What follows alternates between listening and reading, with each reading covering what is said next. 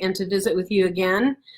We've had some really incredible comments and reach with the previous interviews that we've done through this program. So it's got us really excited about the next ones coming up, starting tonight. So I wanted just to make sure all of you knew, if you're not already familiar with, so the Capital Film Arts Alliance is a nonprofit organization that is run by filmmakers and writers and actors and crew of all kinds, people who have a vested interest in the industry and who care about growing it in the local market.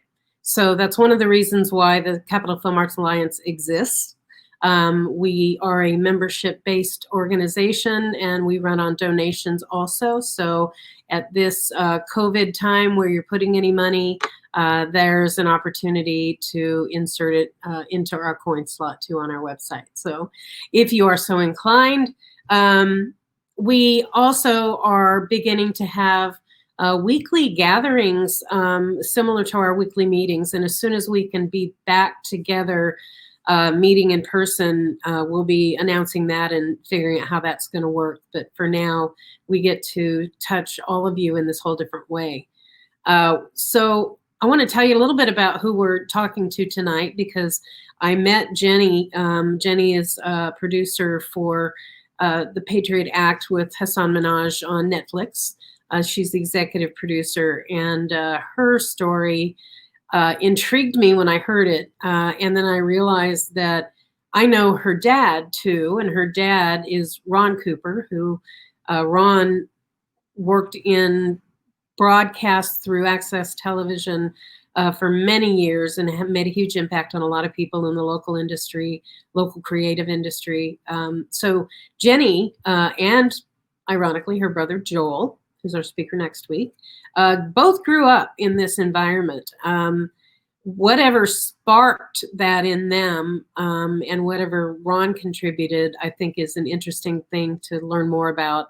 But at this point, Ron is going to be the one to moderate and interview Jenny tonight. So we're going to learn from the eyes of the father about what's going on with his daughter.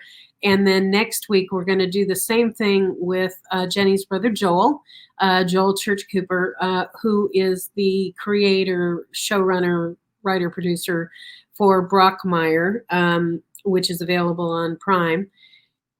So Ron's got some kids that are kicking some ass, and we want to know more about you, and we want to know more about how they were brought up and their stories from point A to point B. So I'm going to give it up. Let's introduce Ron Cooper. Bring him on. Hi, Lori. Hi. Very familiar face for many of you. Certainly for me. My very first film that I produced was a short PCS film, and I learned at the knee of people like Ron to do things, do it the right way. It lit my fire, and I continue to do the work that I do, partially because of you, Ron. So thank you. It's nice to hear. I love my Access story. I tell that all the time. Right. And the fact that you can be here to not only, witness your daughter and your son's journey, but how proud you must be of both of them. I haven't had that conversation with you, so say a little bit about that, and then we'll bring Jenny online and get you guys talking a little bit more. What are your thoughts as a dad? Well, I'm very proud and also amazed at those opportunities like tonight where I get to know them a little bit more because they're in the thick of it as far as the intricacies of deal making and the frustrations, the tremendous frustrations, the patience, the years. One of the things in talking with Jenny about tonight is really trying to be aware of the tremendous support that you need from family and friends and organizations like the CFAA, Access Sacramento, and the other groups in the local area, which in my experience and in talking with others in other cities, is really unique. And I don't know if all members really understand and appreciate that.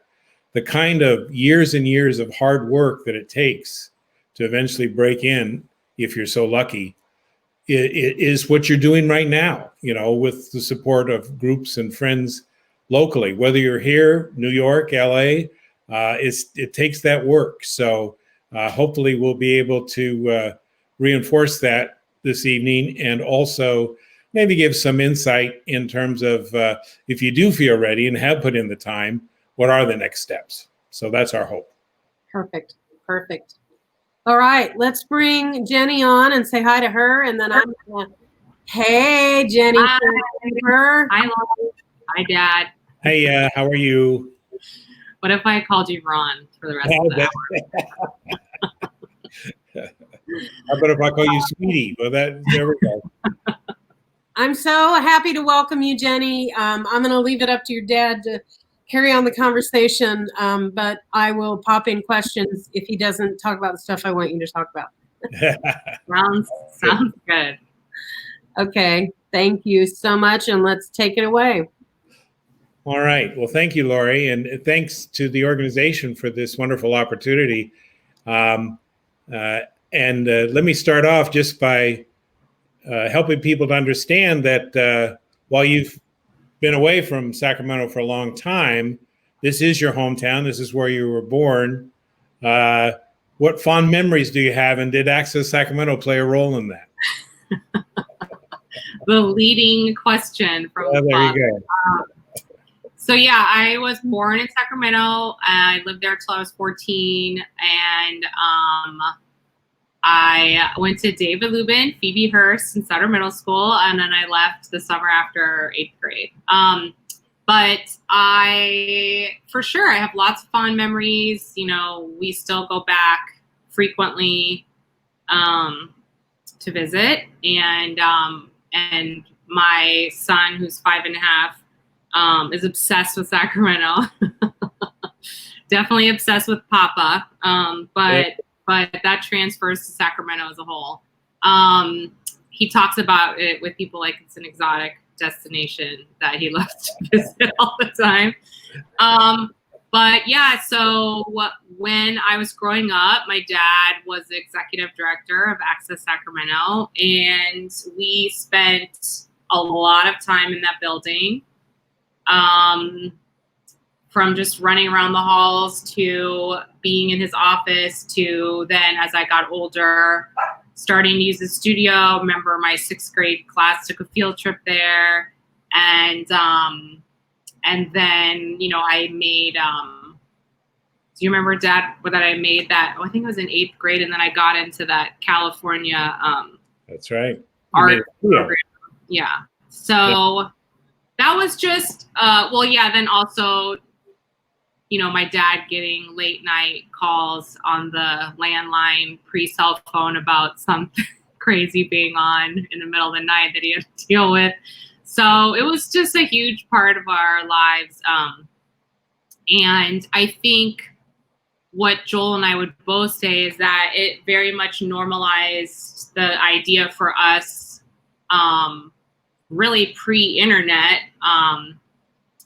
because AOL, I remember, started when I was like in elementary school. So, it was really like pre-internet that anyone who had an idea had a place and an opportunity to go and put that into motion and learn how to create. And that just was sort of an ingrained thing in both of us. Because we truly, from, being small kids, didn't know anything else other than you want to make something, you go, you learn how to do it. There's a place, there's a community you can be a part of, and you can just find a way to execute your ideas. So I think that although I did not really grow up wanting to be in the entertainment industry, that still was a part of sort of just how I was raised, and is a huge part of my Sacramento experience. When people look at your bio, I think some might be surprised and hopefully impressed that you're not only a graduate of UC San Diego and the graduate program at UC Santa Cruz, but that for 5 years you were an elementary school teacher. Tell us a little bit about how you see the transition from being a classroom teacher, and I watched you work with second graders. It was amazing to watch. But what was that transition from teaching school to working in the entertainment industry? So what's the shortest version? So yeah, I taught first and second grade. I have a master's in education from UC Santa Cruz. I taught first and second grade in a town called Watsonville that's between Santa Cruz and Monterey. And I taught there for 4 years, and then I had a quarter life crisis, and I didn't want to live in a small town. So I chose LA, kind of thinking I'd go there for 1 year of my life and then probably spend a lot of years in San Francisco. So I moved to LA on a contract with the contract with the LA Unified, guaranteed me a position in the district. So it was a safe way to make a big move. Got placed in a school in South LA teaching 5th grade. The only person I knew in LA literally was my brother, who was 3 years younger and had moved here after film school. And so I just started teaching 5th grade in South LA, which was certainly a very challenging experience for a lot of reasons. And my outlet was going to comedy shows at night. My brother was performing improv, and that's where I met my community. This is now 15 years ago. And many people that I'm still very close to this day that I met 15 years ago when I got here.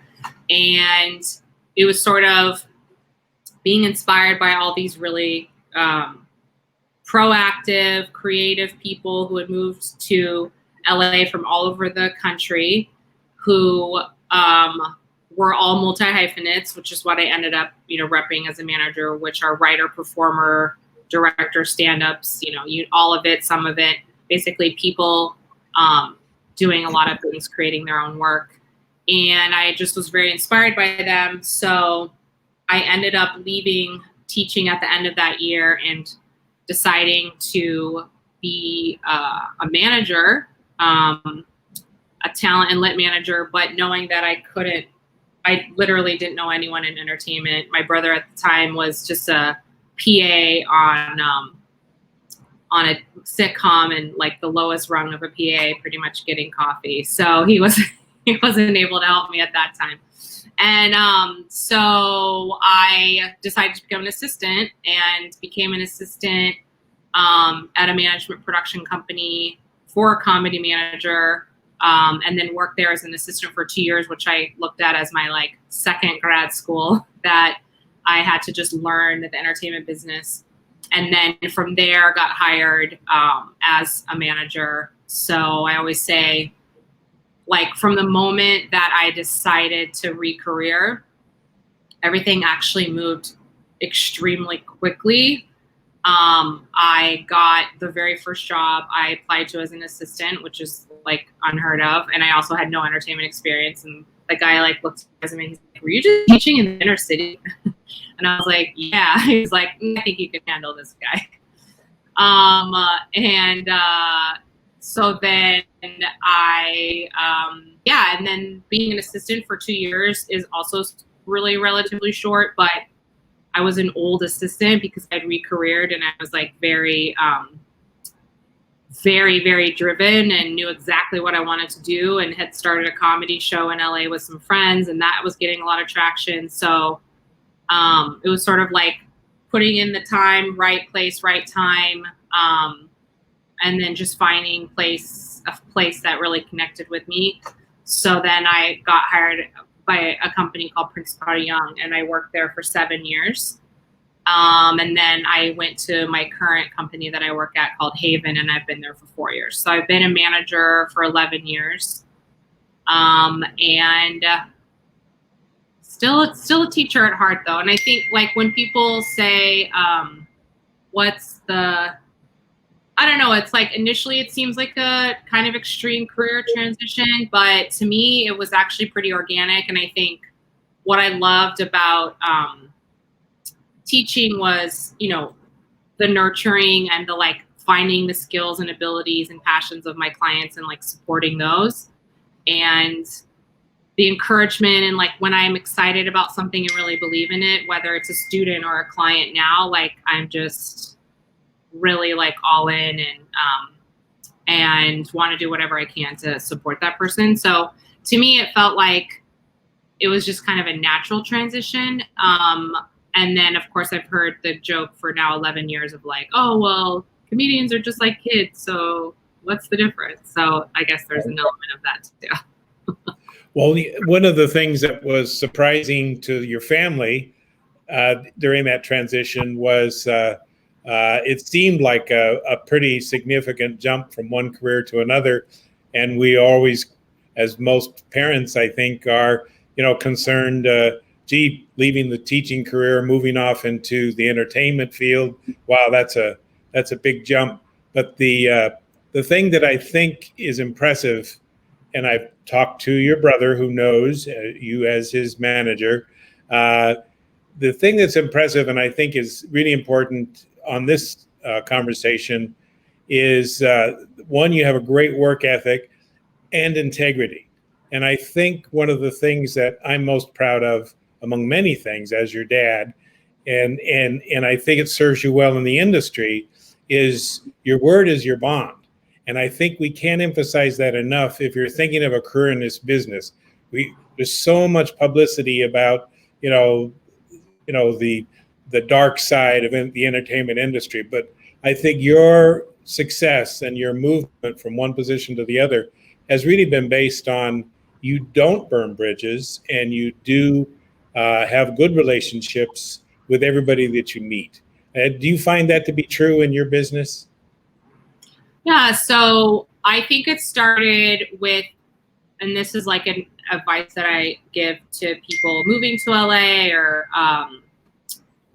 trying to get into the business wherever they live. But it's really about your community. It's really about the people that you surround yourself with, who inspire you, who you can bounce ideas off of, who you collaborate with. So I was fortunate to pretty much fall immediately into this kind of improv, sketch, comedy community in LA. And from there, just be so inspired by them that it did ultimately lead me to my, new career.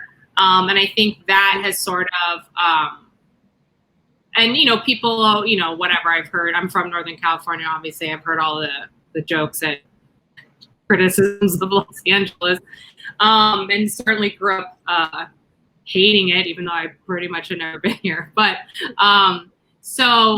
but my thing on that is always like Los Angeles is truly whatever you make it. If you want to, like find shallow people and do shallow things, like sure. But if you want to find an amazing group of people who inspire you and who, are really ambitious and work hard, you can very easily find that. And so from finding that when I first moved here, before I was even in the entertainment business, I think from that kind of community that I was in, it then sort of translated that when I became an assistant and then ultimately a manager, I was able to just expand my network out with just really like-minded people who I connected with and thought were sincere and passionate. And, I spend so much of my work days just having conversations.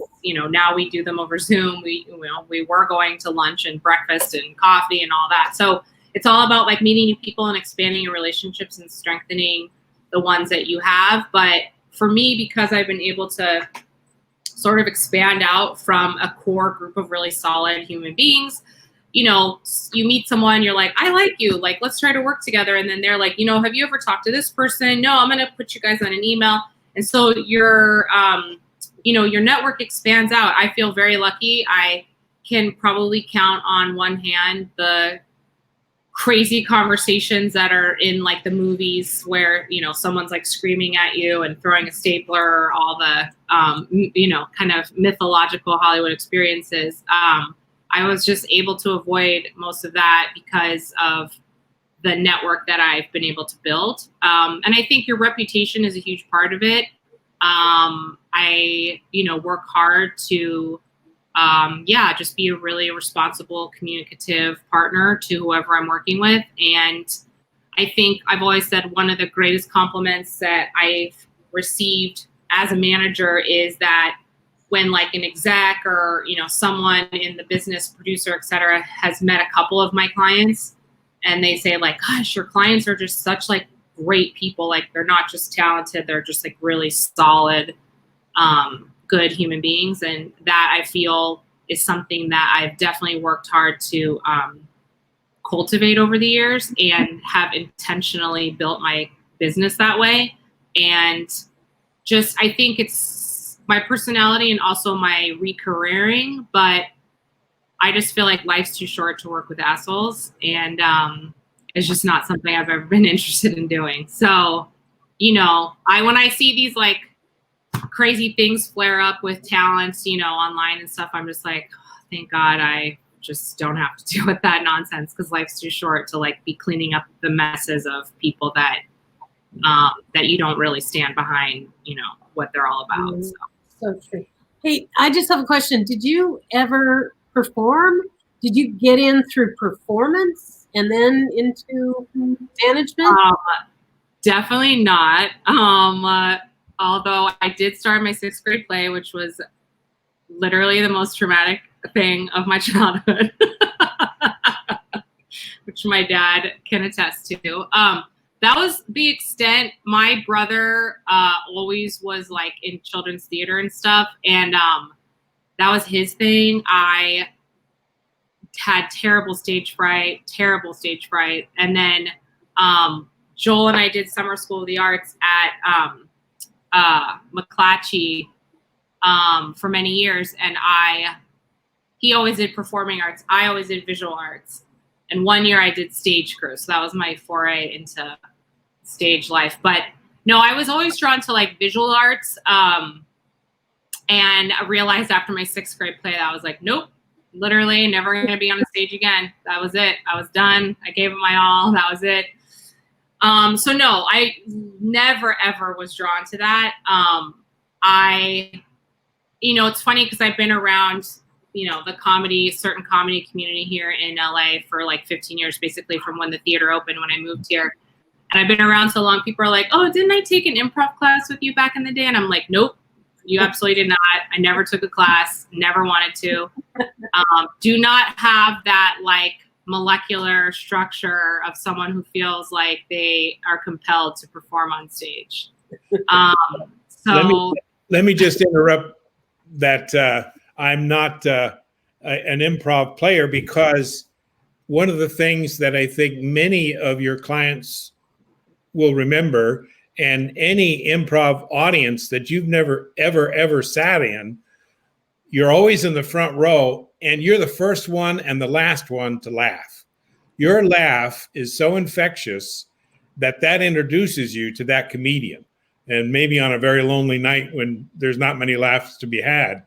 The other thing that really reminds me is you have a voracious risk-taking quality to you.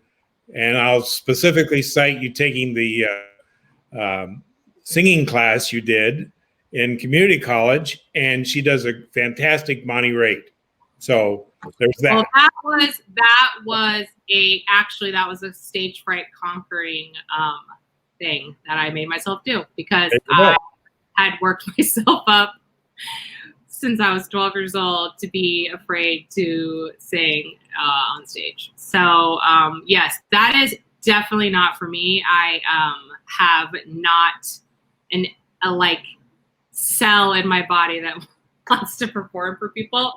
But at the same time, I knew from the beginning that I could hang with those people. I just don't want to do it on stage. Right. One of the things that I'm very pleased to hear about is the way that, and I'm sure many folks watching and listening tonight are curious about, and that is, how do you make the transition? You think you've got skills. How do you make that transition? I know you're involved in a relatively new, I think a couple of years old organization that's designed to encourage young comedians, maybe to step up, writers and such. Could you tell us a little bit about that effort to increase the diversity in Hollywood and to give opportunities for young talent? I think there's this organization, but it also may be a clue to those who are listening to seek out other support groups. What's this group that you're involved in? So it's called the Yes and Laughter Lab. I'm sure we can send out the website too. Yeah. It's shortened as YALL, YALL. Mm-hmm. And that is an organization that I was invited. So last year was its inaugural year. I was invited to be on the selection committee. I know various people who started it from I'm sort of in the broad realm of like social justice, comedy, people. And so they were kind enough to invite me to be on the selection committee, which meant that I was able to see a lot of the submissions last year. Also unrelated to that, I did have a client named Mamadou Njai who applied last year. Of course, I was not allowed to vote on him, but he ended up winning.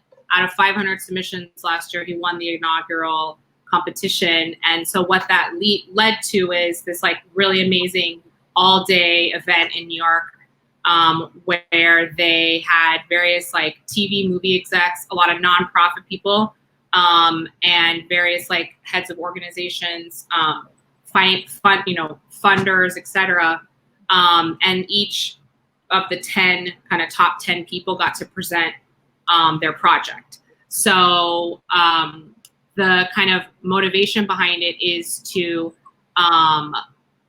inspire, comedic projects in the realm of social justice, but have it be mostly just about being funny. So not sort of like heavy-handed, preachy things. It's really trying to, through humor, tell stories of underrepresented groups and really allow more platforms for that, which obviously is a super important conversation that is more at the forefront than ever before, as it should be. So this year they invited me to be on the leadership committee. So again, I've had more involvement, but also was able to once again see these amazing submissions from all over the country. Some of them were podcast ideas, some of them were feature films, some of them were TV ideas, digital series, comedy shows, you name it. Some people submitted a full script. Some people submitted like a deck. Some people submitted tape of a show. I mean, it's kind of like anything, anywhere you're at with your idea. And they've narrowed it down to their top 20. The information's on their website. Obviously, with the coronavirus situation, they're figuring out what the sort of finalists are gonna, how they're gonna present. They initially had intended this year to expand and have one pitch day in LA and one in New York. So they're figuring out what that's gonna look like. But it was an amazing group of contributors again this year. And for me, it's really inspiring to see truly people from all over the country have this opportunity to submit their work and have people really take a deep look into it and help elevate them into a platform that more and more people can discover them and see their materials. I absolutely want to support that. However, everything you're talking about is so important and so topical, and whatever we can do to participate or push that out through our community. Cool. Come on. I think that now. Yeah, I really believe in it, and it also, it is a community of people that are really kind of like honing in on really doing the work to like move beyond the sort of like typical, submissions and things, and like keep exploring like voices that maybe wouldn't have heard of something like this, and someone who doesn't think they have an opportunity to have their project looked at. And the whole point of it really is to have people telling their own authentic stories that oftentimes just haven't had a chance to, be seen in mainstream media. So it's something that I'm really honored to be a part of, and is inspiring because these are the kinds of people that I am drawn to representing, and certainly am passionate about helping provide them opportunities and platforms to tell their own unique stories, often which, they're not always things that we've been able to see on TV before. Mm-hmm. And it's important to point out too that the talent that you represent, most notably Hassan Minhaj, there's an authenticity to kind of knowing who they are and sharing kind of their point of view and their distinct cultural perspective with the audience in a funny way. I think there's a common thread among all of your clients. And certainly for those who may not be familiar, Hassan's really breakout was Homecoming King, won a Peabody Award, and was all about growing up literally from birth in Davis, going all the way through Davis High School and UC Davis. So another local shout out. But again, that idea of, for those who may be listening, what's hot, what's the topic, what should I talk about, to kind of go inward, go with who you are and understand and explore, find that voice and share it. Is that something that you look for when you're looking for upcoming talent? Yeah, I think that it's a waste of time to try to guess what the marketplace wants or what stories you think people want to buy, or, hey, this kind of a show is popular now, I should come up with my own version.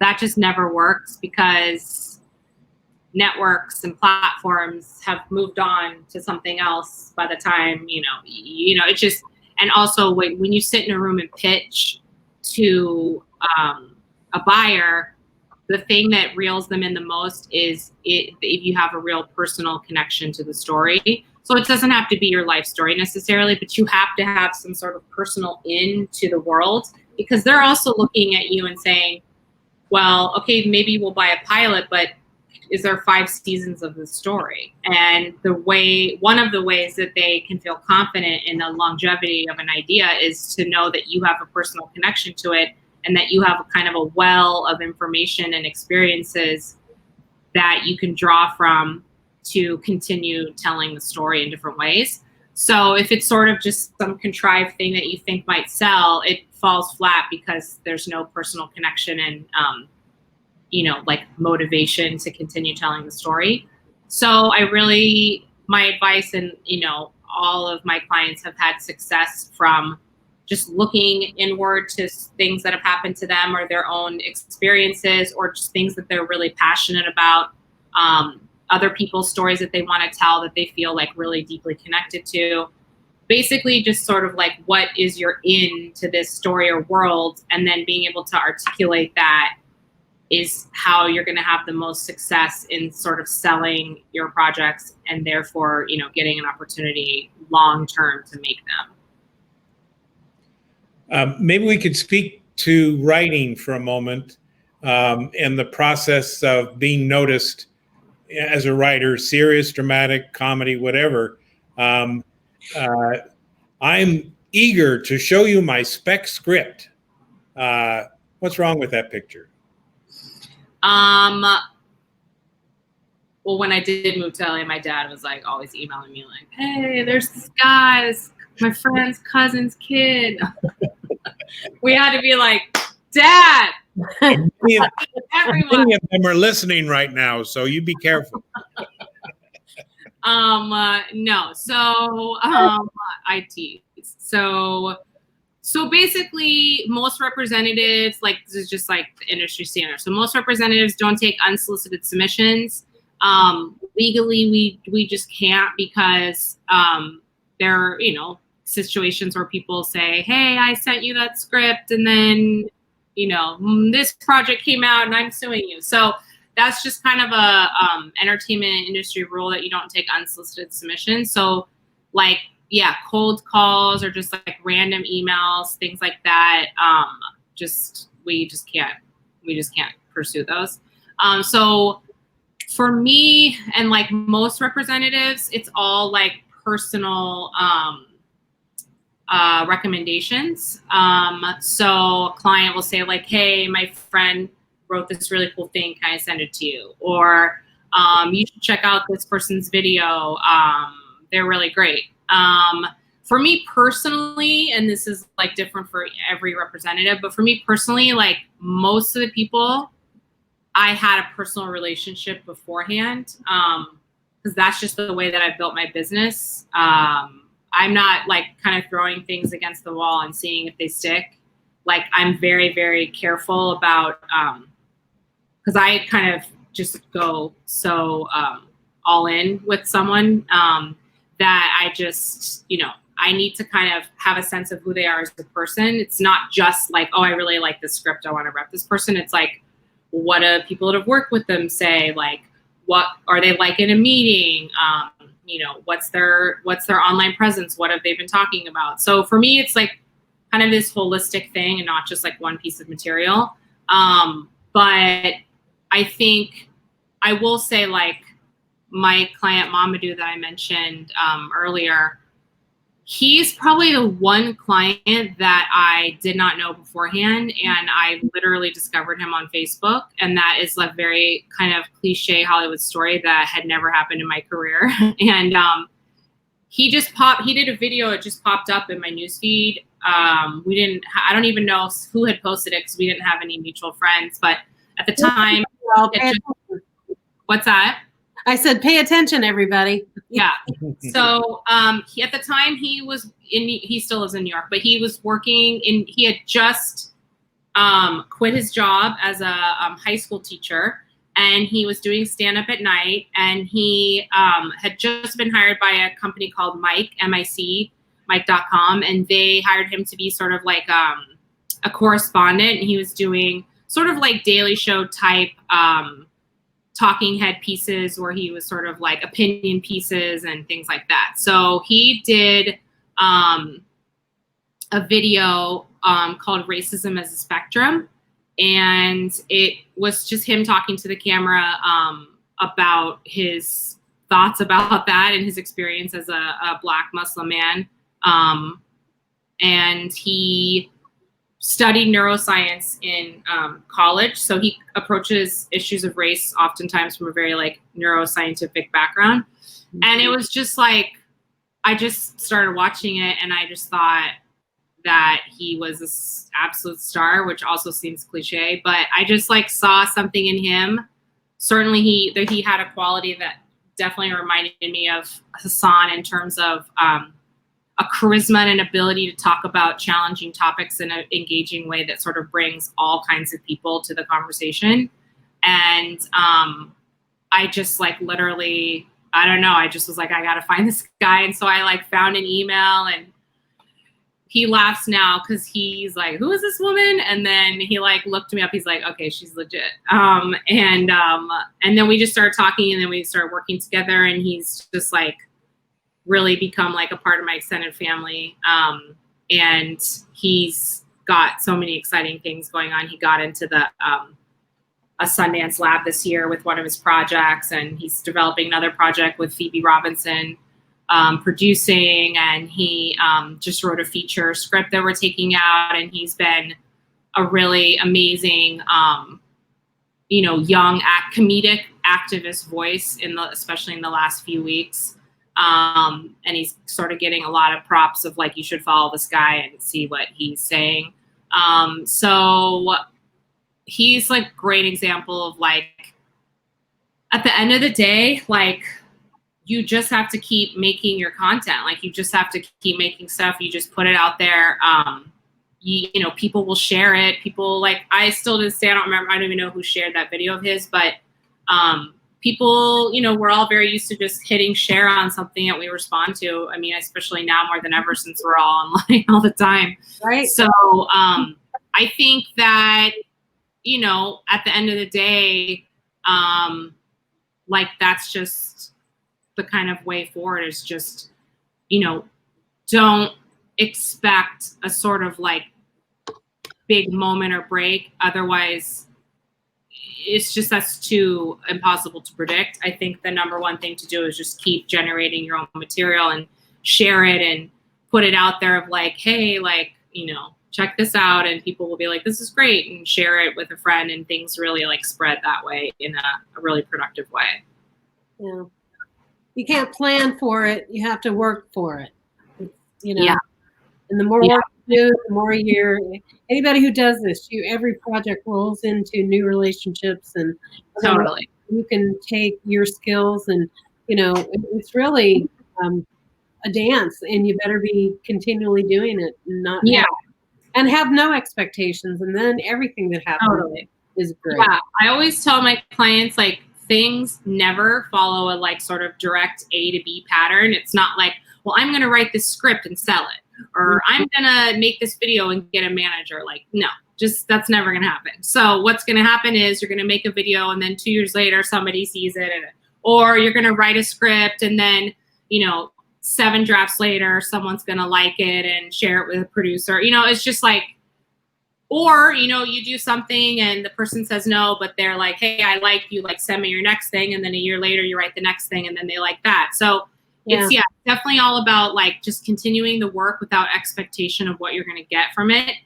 Again, because when you go in expecting like, okay, if I'm writing a script so I can sell it, just odds are that's not going to happen. So you just have to go, I'm writing the script because I'm really passionate. It's a story I want to tell, and hopefully it's going to lead me to my next opportunity, whether it's this actual script and project, or whether it's my next one that I've built relationships. For instance, like, I'm out to producers with a script from a client right now. And, you know, a lot of the people we're going to had read her previous script a couple years ago. And so they're sort of, and even though that didn't end up going forward, they're sort of excited, like, oh, what does she have now? And so at the end of the day, it's just building relationships while also continuing to just keep working on more and more things. So you sort of, I call it sort of like your treasure chest. So when you finally sort of hit a level of success where people are coming to you for, hey, we like this, what do you have? And so then you're sort of like, oh, here's a feature I wrote 5 years ago, and here's this I did, and oh, I had this idea with this person. And you sort of have it all there ready to go when the opportunity strikes. So, so how does your day, maybe not day, but how does your time get divided? You've got multiple clients, you've got things, responsibilities. You've got, you know, obviously family, you know, now with COVID, it's divided among 3 rooms in your house. But in general, how do you share the focus on, you know, Patriot Act versus other clients and other new projects and the Y'all project? So so Patriot Act now is being filmed in front of a green screen. So there's no, you know, there's no more office anymore. There's no set. There's no one in offices. Everyone's at home. So, but when that was in production for the first 32 episodes, I did spend 18 months flying back and forth between Los Angeles and New York. And I think I was at 30 of 32 tapings. So, you know, definitely that recent history for me was a lot of traveling and a lot of just kind of working 24/7 to stay on top of everything. Now that we can't travel and there is nothing to travel for there for the show, my day is, you know, very busy still, because even though production has not come back, and when it does, it's going to look really different. I'm very fortunate right now to rep multi-hyphenates. It would be a different situation if I worked with only actors, but because I work with people who are writing and creating and producing, I've just really like doubled down on setting up pitches, you know, everything's happening over Zoom right now. So setting Zoom pitches, setting Zoom general meetings, finding targeting executives that are like really looking for things right now, sending them new clients, people maybe they haven't read or watched before, trying to just kind of just keep things moving along, keep the education process moving while we're sort of waiting to see what's going to happen next. And I would say, like, I certainly have some clients right now that, you know, aren't able to do a lot for various reasons. And then I have some that are busier than ever. So it's kind of just this funny thing where, like, the people who are busy right now have like 4 things going on at once. And I have people that are in writers' rooms that obviously are happening via Zoom, you know, people pitching projects, certainly people sort of creating quarantine content, whether just kind of independently on their own social media or whether actually like getting paid by brands or networks to do it. Yeah, everyone's just sort of figuring out like what they're working on. And I'm encouraging my clients to start, you know, hunkering down on the new projects that they haven't had time to write yet. And just kind of keeping everybody as productive as they can be. Also understanding that everybody's going through very different things personally right now. You know, some people like myself with a kid, or I can't even imagine more than one at home right now. But, you know, that's just that's a very different experience than a client of mine who might be so single and live by themselves. So just kind of adapting to where everyone's at personally, but just letting them know that I'm here to be as hands-on as they want me to. You know, I probably have, although I'm very busy with work, I have more time to like dive in on people's drafts and things like that. And, you know, people, hey, I implemented your notes. Will you read my feature again? Like, I have more time to sort of do things like that. So I think I've been able to be more hands-on with my clients in a way that I haven't before in recent years, where I've just been very reactive to incoming things. Now there's not as many incoming things, so it's a lot more proactivity of trying to search out opportunities and things for clients. Yeah, we have a lot of people online, but one of the questions we got Ed Fletcher, which you know, probably Ed Fletcher, Ron from Ed. Yeah. Hi, Ed. Ed wants to know, do you think productions will go back to being at studios with big crews? On top of that, how your production is going to pivot, what you can kind of foresee today anyway. Yeah, so I've definitely been reading a lot of the, I guess you could even say case studies from Australia and UK. And I'm going to be on a meeting this Wednesday with the Television Academy of Arts and Sciences, all about what production's going to look like. So I'm very curious. It's a lot of like production managers and line producers and stuff. So that's the $1 million question. I mean, everyone's trying to figure that out right now. I definitely think that crews are going to be very small. Like, I talked to a production company, and they said that they're looking at like critical, really small 12-person crews for projects, kind of like, you know, indie film style. I talked to an executive at a studio who said she's been reading a lot of plays, just looking for like projects with 2 or 3 cast, things like that. So people are definitely looking for a way to sort of ease back into production in a way that's going to be healthy and safe for everyone. You know, I've seen the model where there's essentially 4 different crews, and then if one person gets sick, then you take that whole crew out and then you kind of rotate around. So, I mean, I think this is like what everyone's trying to figure out right now. With Patriot Act, the show in March, when things started getting bad in New York, the show pivoted to working from home, thinking that we would maybe be going back to taping. Obviously, that is nowhere in the near future. So then ultimately pivoted to taping in front of a green screen in his home. And then every staff member is literally working from their home, whether it's the writers or the graphics or the news department, and doing all of their part to then put the elements together to make the new version. So who's to say what, the next incarnation of that will look like. But I do think production is going to look very different probably for a few years. I have a question for you regarding your particular piece of the entertainment sphere there. Could you speak on behalf of managers and agents everywhere? What's realistic to expect from a relationship, assuming that you have the makings of a career and you're wanting something from your agent, from your manager? What's realistic to expect? I think, well, it's different for agents and managers because, managers have a smaller roster of clients and they're sort of more intimately involved in the day-to-day, and they have a better sense of what the client's up to. And agents are very specialized. So, you have, for like a multi-hyphenate client, you would have like a talent agent, a feature lit agent, a TV lit agent, if they're not in the WJ, which anyone who does not have that right now. Maybe a podcast agent, maybe a book agent, maybe a PA or public personal appearance, like a touring agent. I mean, so each of these people are very specialized in what they do. And so, you would only be talking to them about a specific thing.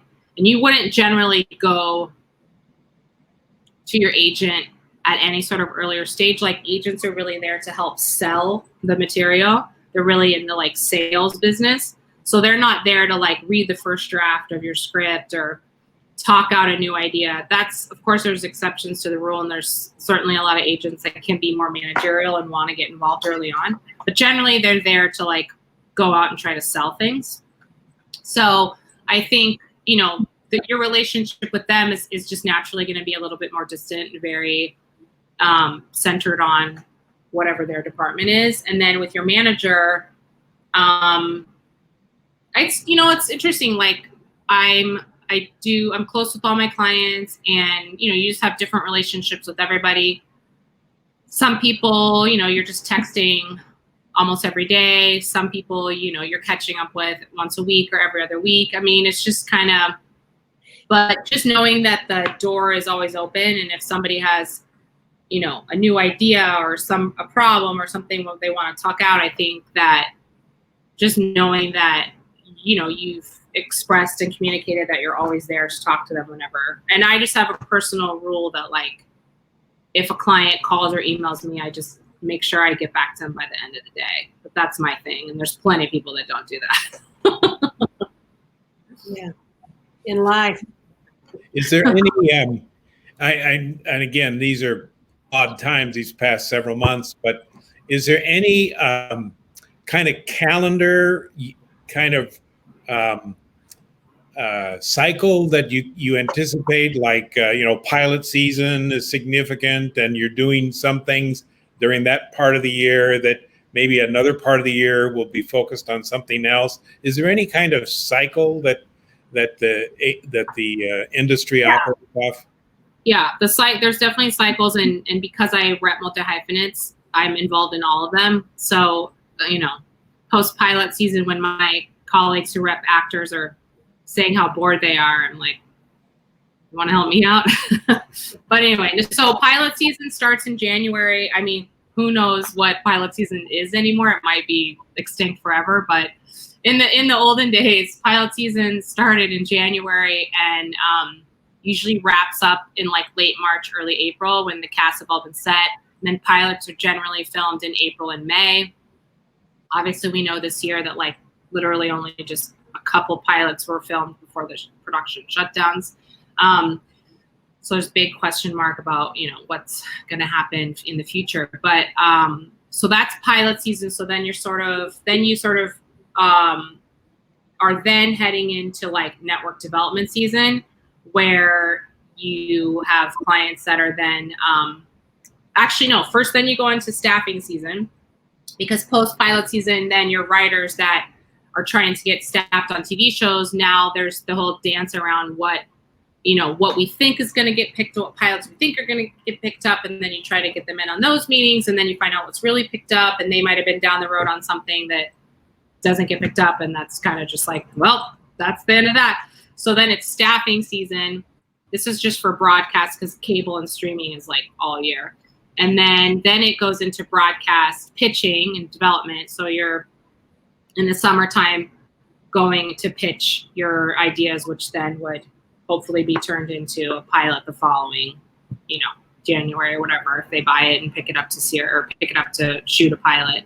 And then the fall, I don't know if there's anything special in the fall. And then we always laugh that like after Halloween, everyone in entertainment is just like, oh, it's the holidays now. So yeah, we're not hearing any more pitches, or we're run out of money, or we're always like, that used to start like in December, and now I swear it starts in October. Like, well, it's almost Thanksgiving, and then it's almost Christmas. So yeah, we're not just in the business right now. So then things definitely wind down. It's a lot more feasible now to consider doing 8 weeks of anything. So yeah. I know that one of the, and we'll talk more about this next week with Joel directly, but I know he went through, I don't know, I lost track of how many shows he was a production assistant on. And also, I was always a little shocked, but impressed with his first effort of online content with his show Roommating, or Roommates. Was it Roommates? Roommating, you got it right. Roommating. And that was also your friend, and I forget her name right there. Lauren Gibson. She was my first client. That's right. And that was their first effort that was out there. You know, was out there for a long time. People looked at thinking of what people could do in these uncertain times. That taught me a lesson about going back to one of the things we were just talking about, and that is, you know, go with what you know, have passion, and get it out there. You don't know who's going to be watching or when they're going to watch it or what they're interested in, but do something that you feel represents your talents and be public about it. Is that a fair assessment for people?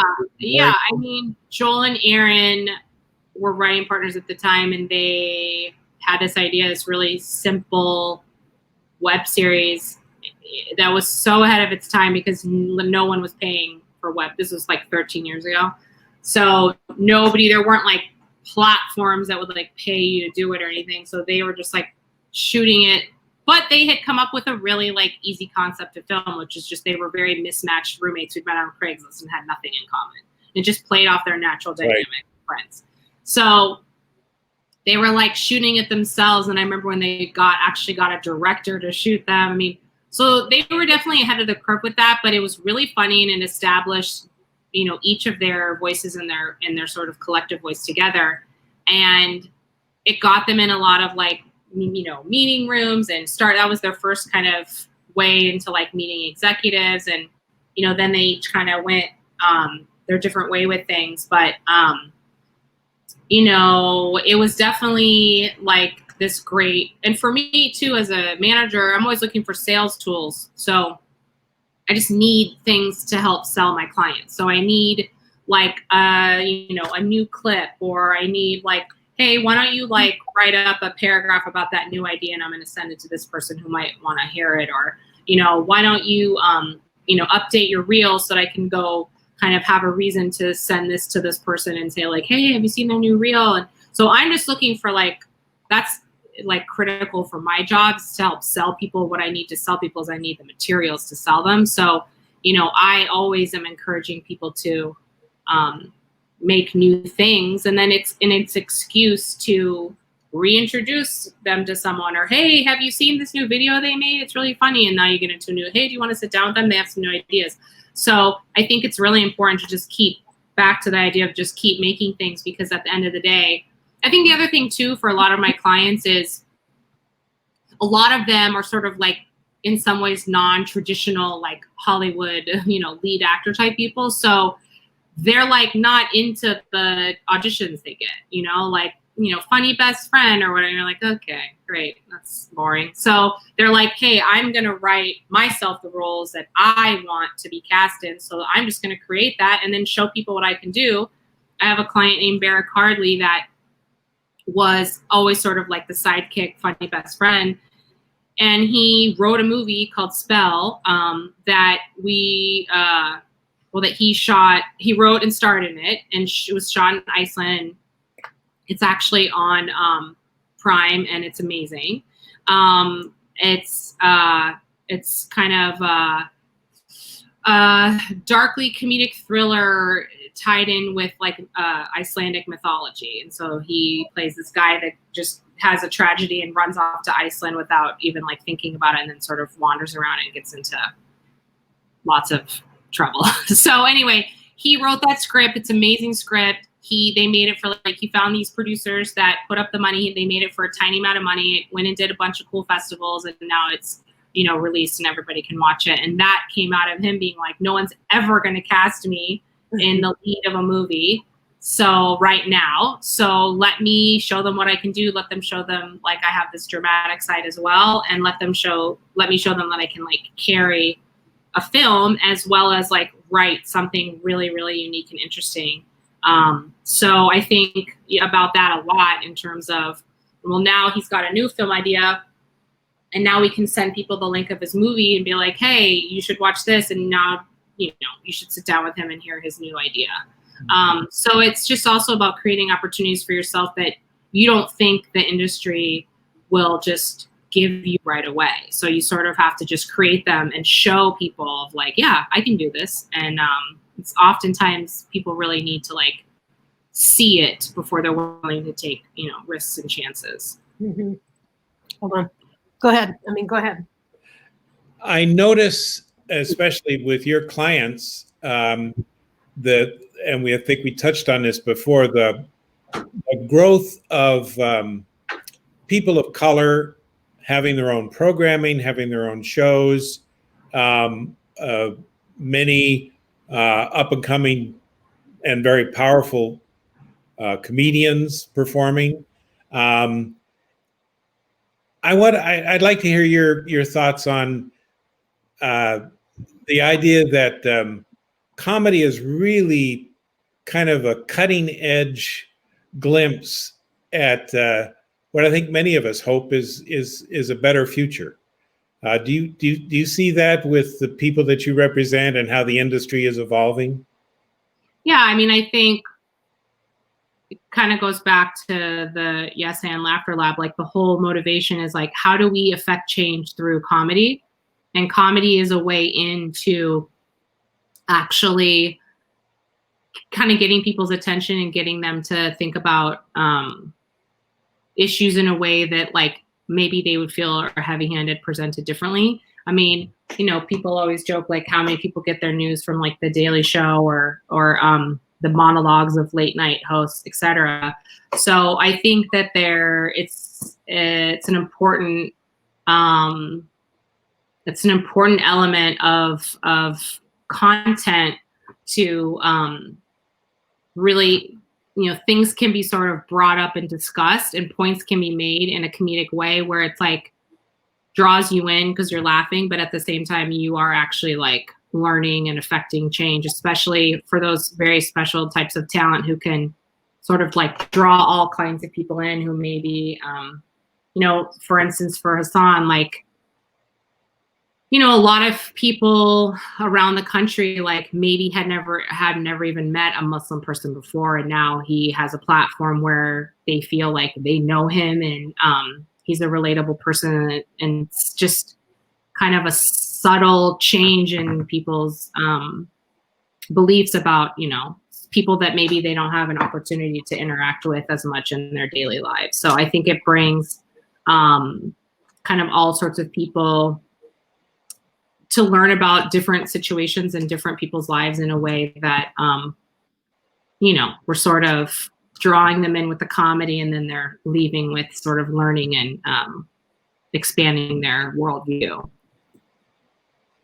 So is this an exciting time in the industry, do you think? It's so dark out there right now, literally, figuratively, but Do you see a positive future ahead? Do you see it so unknown, anxiety filled? How do you see it?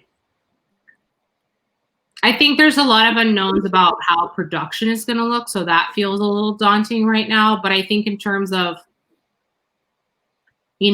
like creators, like there are people buying TV shows, there are people, like trying to think of outside of the box ideas for shows that we can produce now. I think it's bringing an element of like creativity to sort of what we've all been doing. It's made us sort of, I've always been a natural like hustler type personality for my clients. So it's not daunting to me to just like get scrappy and just get my hands dirty and try to figure out who wants anything right now. People who maybe are used to a strictly incoming call business are a little rusty with this new kind of phase we're in. But I think that for me, like the sort of like bizarre collective experience that we're all living right now it brings you close. There's like more immediacy to your even new relationship. So like I'll have a lunch online, which is basically just a Zoom meeting with someone that I've never met. And it's sort of just like, you just kind of cut to the chase because we're all in this like bizarre world together right now. And it just kind of immediately brings you, there's just like no time for bullshit or, oh, how's the weather? It's just like, hey, how are you? How's your family? Like, and so I think I can say from the relationships that I've been building and strengthening over the last 3 months within the business, I think it's made us appreciate those relationships more, and also just brought us closer in terms of, meeting someone and you're just like, if you connect, you're like, let's make something together. Here's this client. You like their idea? Why don't you go like take it to your studio, whatever. It's just, there's just kind of more, so this attitude of like, we're all in this together. Like, let's just make this the best we can right now. I had somebody that I really only met online, did not know very well. And she was going to be a speaker at one of our meetings and we had to cancel because of COVID. And she called me out of the blue, like, remember the telephone that you talk on? That does a million different things, but nobody ever talks on their phone. And she called me and we ended up having a 2-hour conversation, just like chatting and getting to know each other. And it was like one of those things where you're thinking, if it was normal times, I wouldn't be able to fit this spontaneous in my schedule. But because I did, I've now developed a great friendship, and it was a really fulfilling conversation. And I appreciated the fact that that person took the time to reach out to me. Not everybody does that in time. So it is so important. I've given that advice to all of my clients. Now's a good time. If like, say they had a general meeting 2 years ago with somebody and they really liked them, but nothing sort of came from it. I'm like, why don't you send them this video you did 6 months ago and just be like, hey, I'm not sure if you ever saw this. I'm like, people, that sort of thing where we're like, oh, they don't want to hear from me or I don't want to bother them. Like, that's just kind of like gone right now. And so it's like people are we just have a little bit more space in our lives to be open to those either reconnections or new connections. And so I've definitely given that advice of like, if there's somebody that you're always, like, oh, I wish I, would have talked to them more. I wish I would have stayed in better touch, whether that's personally or professionally, I think it's a great time to like reach out and start new conversations. We have Andre HR, who just wants to know if you have any suggestions on how someone looking to get into the film business during the pandemic might go about doing so, which at this point, I don't know if anybody's hiring. So that's another. Yeah. So, I think it's just back to the advice of just like making your own things right now, because there's so many question marks about what production is, like obviously, I'm very fortunate that my company is doing well and we didn't have to make any cuts, but like, agencies have lost many of their assistants. Some of the, WME lost a couple dozen agents. A lot of people are losing their jobs right now. So it is a lot of people like tightening their wallets and whatnot. But I think as a creator, it's the same advice as any time, which is just like keep trying, finish that script that, you haven't been able to get to, or, do a polish of it if you haven't looked at it in 6 months, or, just do all the sort of preparations you can do at home internally.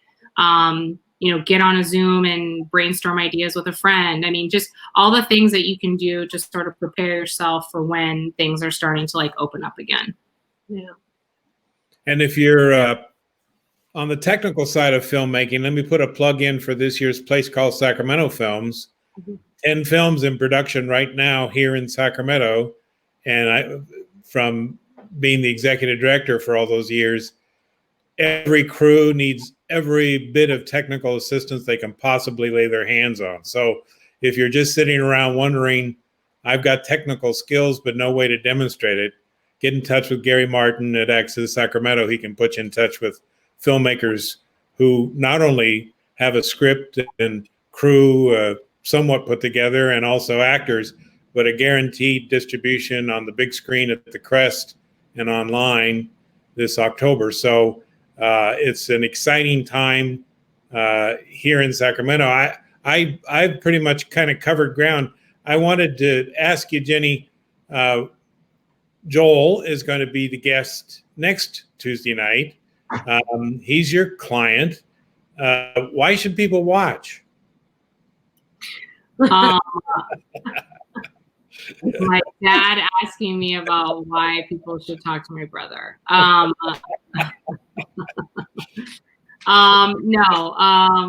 Well, Joel's much funnier than me. He's professionally funny. He gets paid for it. I'm sure he'll give my dad way more shit. That's definitely gonna be just like Joel, like busting his chops pretty much for an hour. My brother is, I think, a new wave of showrunners who are looking to sort of really be more inclusive about their writing staff and their cast and the stories that they're telling, and is just very, of a younger generation. This is very mindful of how we treat people. I mean, there's so many crazy Hollywood TV stories of toxic environments, and I think Joel is definitely at the forefront of his generation of showrunners trying to like really make a lot of changes to those sort of just givens of things. And yes, he's the co-creator of the show Brockmire, which he was the showrunner for. The first 3 seasons of that, since everyone is looking for new shows to binge right now, the first 3 seasons of Brockmire on Hulu. The 4th and final season, which just had its series finale a couple weeks ago, is on IFC. It's an IFC show.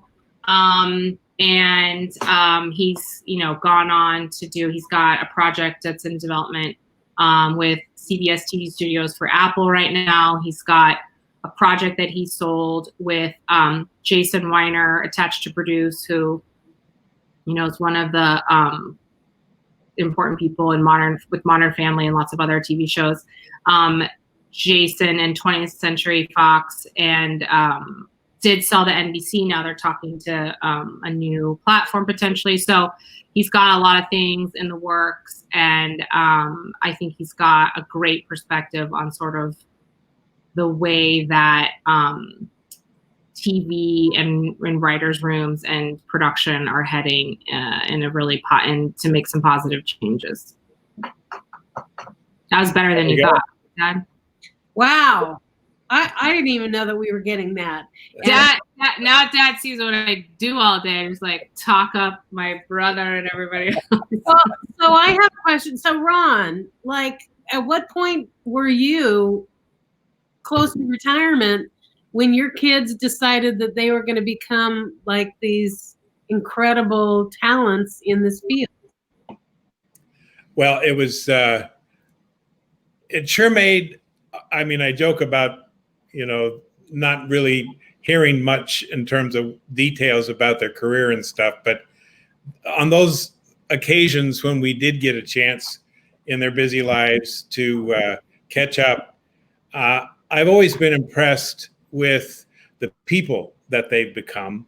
As a parent, you're always hoping that your children live their best lives and find passion and find a way to make money, a way to make a living and do what they enjoy doing. So I feel very lucky, and I know their mom does too, that they've been able to find that passion and that way of making a living, a very good living. But also it's wonderful as a person of and kind of fan of media, all media. It's really fascinating to hear the details of how all this stuff comes together. It's just mind-boggling. You know, when I turn around and talk to somebody here in Sacramento about, well, how do I make it in the biz and stuff, my mind is blown every time I talk to Jenny and Joel about the minutia, the luck, the opportunities missed, the opportunities gained, the out of left field, all of a sudden it happened and then didn't happen because an executive, was caught in a odd circumstance and left. So now they've got a new person and now it's derailed, even though we had A-list personality. I mean, it's just mind-boggling about how do you make it in this business. And let's bring it all back to what Jenny was saying and the people that she works with. And that is, who are you?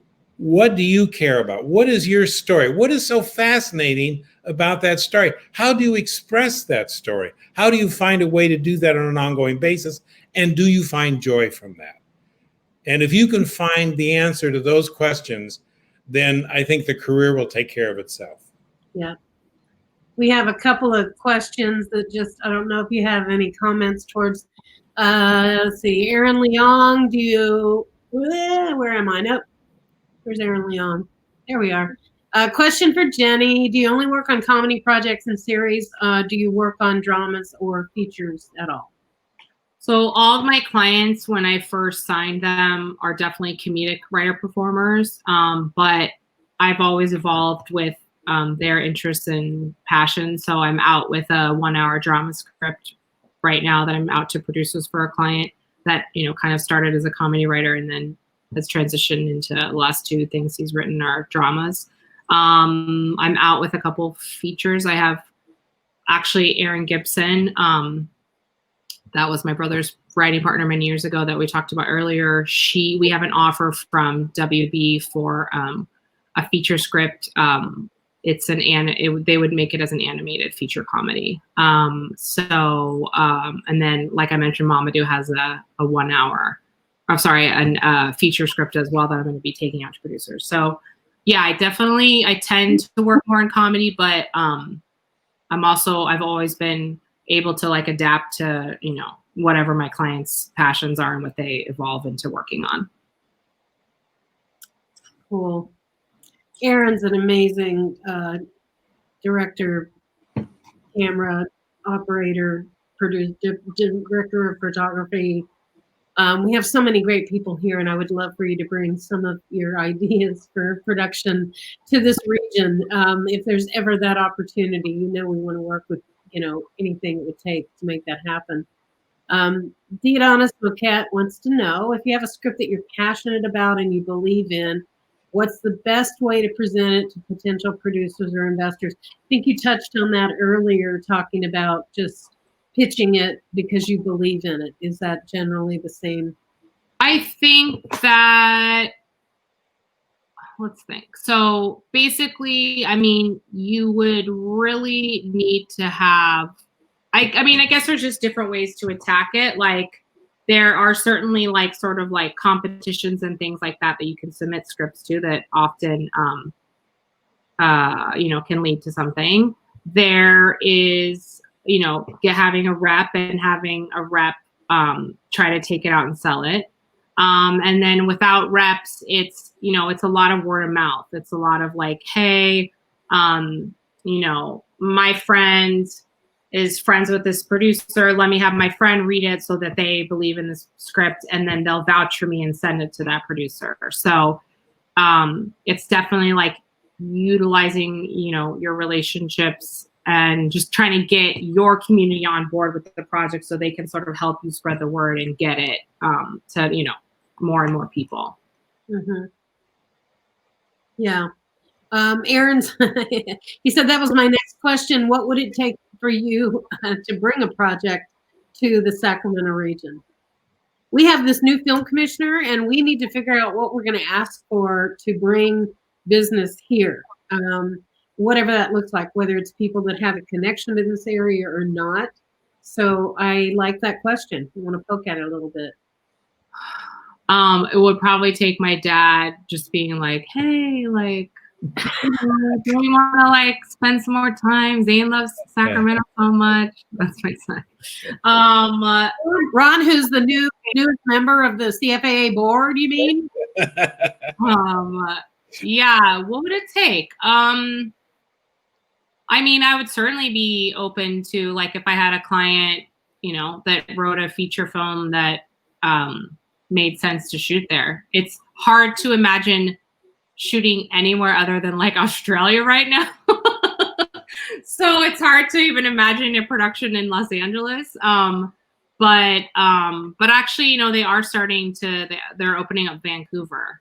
I mean, it's, they're going to be like quarantining people for 2 weeks, and then they won't literally be able to leave the set. So anyway, yeah, I would always be open if something made sense to shoot there. I've asked, and I'll ask this question next week of Joel as well, but in conversations with Joel, one of the challenges for the entire state of California, even Los Angeles, is, as he pointed out with Brockmeyer, I mean, they shot in Georgia. They shot Kansas City in Georgia. They shot Oakland in Georgia. Why? Because Georgia gave them a 33% tax break. Yeah. Those tax breaks, when it comes down to serious money, and locations and supportive teams, that I was shocked. I went back to spend a few days when Joel was shooting in just outside Atlanta. There were 55 different network or platform-based ongoing series being shot in the Atlanta area at the same time. Wow. Brockmeyer was a low budget of only about 800,000 to $1 million per episode. I believe they were 54th of 55 of 54th of 55. And on some episodes, up to close to $1 million. That was the smallest. And Joel was always talking about, oh God, how we're so underfunded. We always get he's one of the hassles that he always had in Atlanta, being the 54th of 55 productions, least expensive productions, was the talent that worked for the money had been gone 53 productions earlier. So they had to find good people right out of school that would work for scale and work incredible deals in order to make it work. Pay a top-rate actor to come in, pay him for a full week, but only have to work a week, and a spa day in Atlanta. I mean, it was just amazing. The kind he of was saying that, like, because the crew obviously there have so many opportunities, that he's like, somebody would quit that day and go work for 25 cents more an hour in like a Marvel show, because there was like, hey, I'm gonna make more money, like, good luck. So it's hard. It was hard to keep crew, because Brockmeyer is shot like an indie film. It's block shot, and so they're trying to do a lot for a little, which still looks great. Right. So that I think there is a new opportunity, as Jenny was talking about, with production being small crews, 2 or 3 actors. There may be some new opportunities for the Sacramento area if the challenge of, do we have quality people, bang for the buck, that we can keep production costs down. Obviously, when you're working with the state of Georgia and Atlanta and 55 productions at the same time, that was a competitive environment, hard for California, home of entertainment, to compete with. But maybe in this new environment, as my friend Frank Casanova has been, if you're online, hi Frank, but he's been plugging this for decades, literally, small production, small production, small production. Show what you can do, demonstrate it, put it online, do it again. Well, maybe that day is coming, and maybe the future for regions like Sacramento that have a 20+ year history of small production and a pool of people, many of whom are listening. Maybe there's some creative ways in which those production challenges and costs are now kind of coming around to this model. And maybe there are some opportunities in the future here. We'll see. Yeah.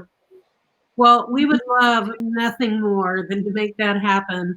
I just feel like you're a kindred spirit, Jenny. I totally dig where you're coming from and what drives you. That's something that I appreciate and I respect a lot. And I can't wait to meet your brother. And I'm going to tell him you were talking shit about him the whole time. Yeah. Oh, shoot, unless he's on now. No, he is definitely has much better things to do than watch my dad and I talk. He's seen it his whole life. I got to catch up on his show because I've been a fan of Hassan for a long time, and I'm in Davis in the day, and I have a connection with the university, and I feel like he's just our mascot, our unspoken mascot at UC Davis. So having cool. Yeah, there's the new episodes are on Netflix now, and I think there's 3 more in this cycle that have been filmed. I'm totally caught up. So you hook me up if there's new. So definitely. And Ron, I just can't even imagine being as proud as you are of these two. I just can't wait to hear what happens more. We want to engage with you and kind of follow what you're doing because it's fascinating. It's so interesting. I know there's a million questions that people have, but I think that the real lesson that comes from what you're sharing with us today is, follow your passion and work hard. Do what it takes to get to the next level, improve yourself, and the doors kind of open for you. And I think that the people that I know that are talented and successful or on that way, that really describes them. So you fit that category exactly. And so thankful to have you on our fancy having me film talk show. And we will have a link to this online that we can share as well and get some extra traction. So again, the Capital Film Arts Alliance is so thankful for you to take the time. And Ron, we'll see you here next week. Looking forward to it. Thank you guys Thank you, Lori. Really. Good job, Dad. Good job, Dad. Good job, Dad. Yay. Oh, yay. All right, you guys. Have a wonderful rest of your week. And